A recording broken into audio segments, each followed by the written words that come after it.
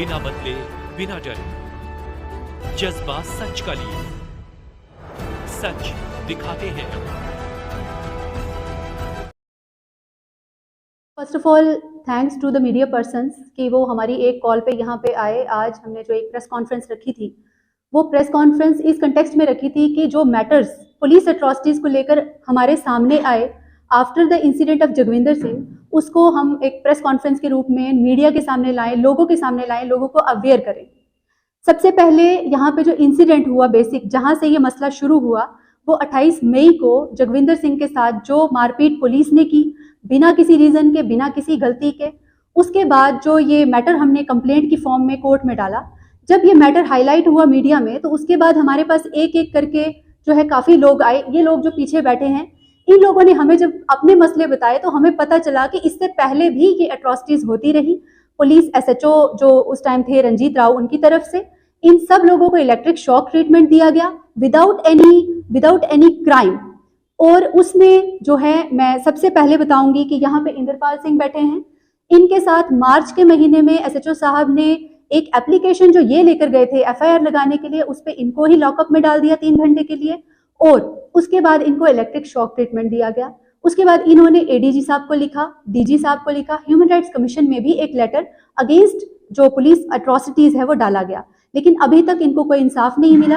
हम लोग एडवोकेट्स हैं, हम इस प्रोफेशन की कदर करते हैं, और हमें नहीं पता था कि इतनी ज़्यादा हद तक जो पुलिस एट्रॉसिटीज़ पुंछ में हो रही है, बिकॉज हमारे सामने ऐसा कोई मैटर आज तक आया ही नहीं, और ना ही इससे पहले किसी पुलिस ऑफिसर ने ऐसा कुछ किया।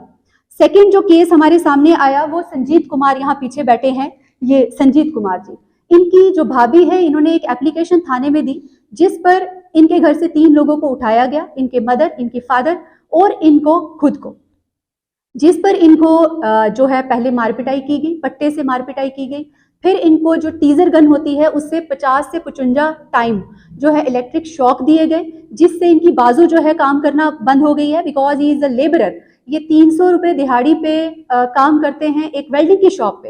इन्होंने ये बताया हमें कि मेरी मदर को वहाँ पे जो है हार्ट अटैक भी आ गया, जब उन्होंने इस तरह का ट्रीटमेंट मेरे साथ होते हुए देखा थाने में, तो उनको हार्ट अटैक भी आया, और मैंने रिक्वेस्ट की एसएचओ साहब को कि इनको हॉस्पिटलाइज किया जाए, लेकिन उनको हॉस्पिटलाइज नहीं किया गया। इनके फादर जो हैं अभी भी उस ट्रॉमा से गुजर रहे हैं, और 15 दिन से वो जो है बेड रिडन है। तो ये सेकंड केस हमारे सामने आया, जिसकी कंप्लेंट हम जो है सारे मिलकर तैयार करके फाइल करेंगे।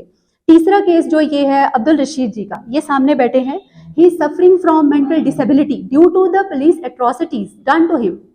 इसमें एक एप्लीकेशन इनकी बहू ने लगाई, इनका बेटा सऊदी अरब में है, उसकी वाइफ ने एक एप्लीकेशन इनकी अगेंस्ट लगाई, इनकी पूरी फैमिली को टॉर्चर किया गया।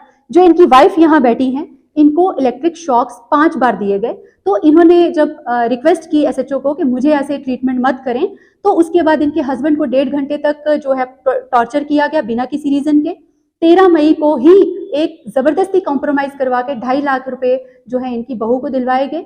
उसके बाद जो है ये हॉस्पिटलाइज हुए उस टॉर्चर की वजह से, इलेक्ट्रिक शॉक ट्रीटमेंट की वजह से, और आज जो है इनकी एक डिसेबिलिटी इनको हो गई है कि इनको नजर आना बंद हो गया है, और दूसरा ये जो है देख नहीं पा रहे, और दूसरा इनको जब भी ये कहीं काम करने बैठते हैं तो इनको एक चक्कर सा जो है आता है। ये इन्होंने हमें प्रॉब्लम बताई, जो हमारे पास अभी तक पहुंचे नहीं है, बट हमारे पास कंप्लेंट्स जो हैं पहुंच रही हैं कि फला आदमी के साथ भी ऐसा ट्रीटमेंट किया गया।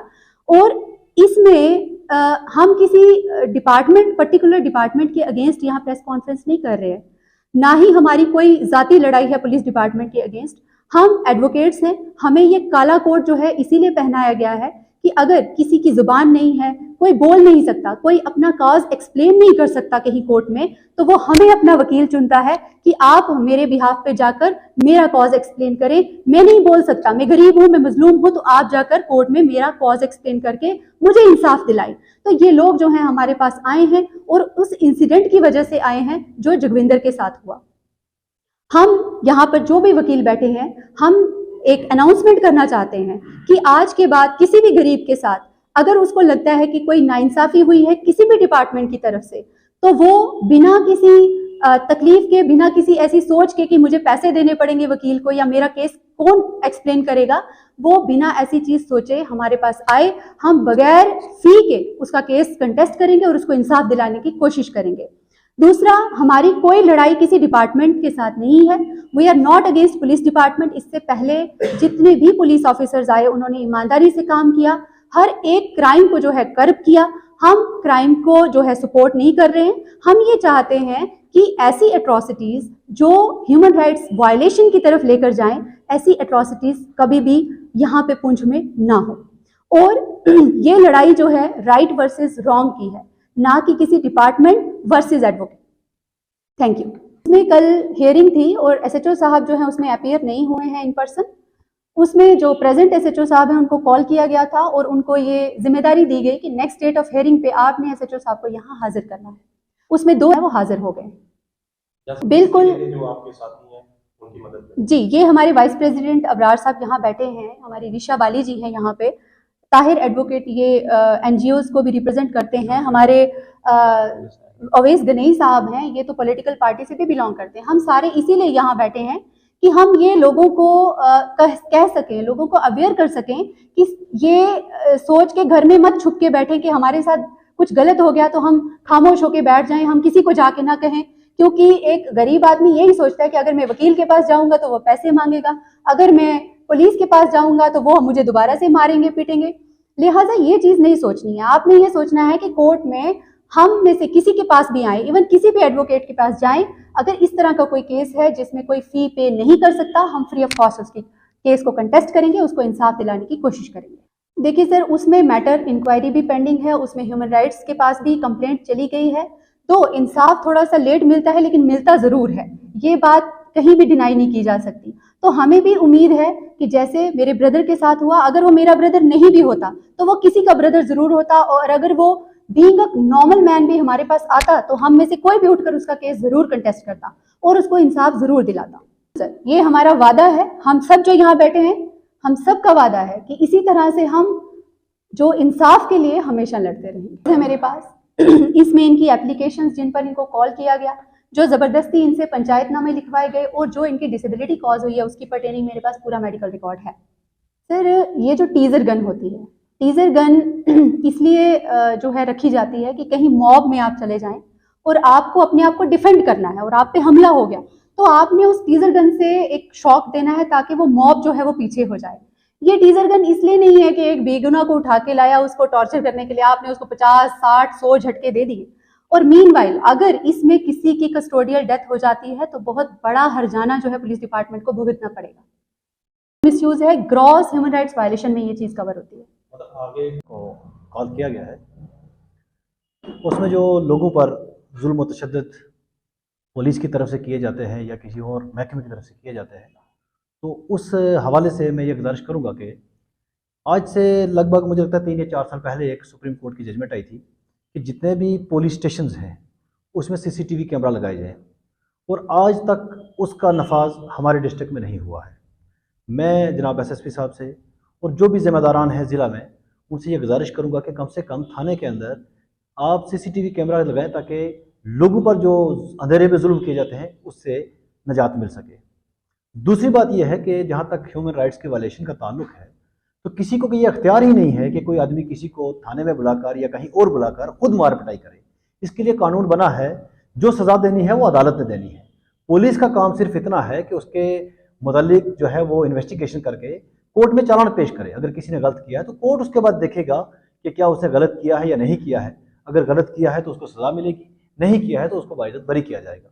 लेकिन ये जो मैं पिछले कुछ दिनों से देख रहा हूँ, अभी वो जो हमारे बताया है कि लोगों पर इस तरह के जुल्म और तो उनको पुलिस ने टार्चर किया था, तो हमारा किसी एक फर्द के खिलाफ ये आवाज़ नहीं है। हमारा हर पूरे डिपार्टमेंट जहाँ तक कोई किसी के साथ जुल्म होगा तो हम उसके साथ खड़े हैं। तो 2 चीज़ों पर मैं गुजारिश करूँगा, एक तो सीसीटीवी कैमरे जो है ये थानों में लगाए जाए, दूसरा ये जितने भी इलेक्ट्रिक शॉक मशीन्स हैं इनको वहाँ से हटाई जाए। एसएसपी साहब से मैं गुजारिश करूँगा इसको रखें, आप कहीं मॉब में ज़रूरत पड़ती है वहाँ ले जाएँ आप, लेकिन थाने में आपने रखा हुआ है, वहाँ पर ये लोगों के साथ जुल्म हो रहा है तो इस चीज़ को रोका जाए। बाकी जहाँ भी ये अगर कहीं किसी पर जुल्म होता है तो ये लोगों को हम ये अवेयर करना चाहते हैं कि आप अदालत में आएँ। अगर आप किसी वकील के पास नहीं जा सकते तो यहाँ पर डिस्ट्रिक्ट लीगल सर्विसेज अथॉरिटी का एक अलग दफ्तर है, तो वहाँ पर आप दरख्वास्त दे सकते हैं, तो वहाँ से उनको लीगल एड के जरिए भी वकील मिल सकते हैं। हम ये नहीं कहते कि आप हम ही के पास आए, लेकिन कहीं ना कहीं जहाँ पर जुल्म होता है तो आप सामने आएँ आज तो हज़ारों NGOs हैं, ह्यूमन राइट्स की जो इसको प्रोटेक्ट करने के लिए कई ऑर्गेनाइजेशंस बनी हुई हैं ताकि किसी पर जुल्म ना हो। तो मैं ये गुजारिश करूँगा कि आप लोग हमारे पास यहाँ अदालत में आएँ और अगर किसी के साथ नाइंसाफ़ी होती है तो उसका इंसाफ ज़रूर मिलेगा। शुक्रिया। बिना बदले, बिना डरे, जज्बा सच का लिए, सच दिखाते हैं।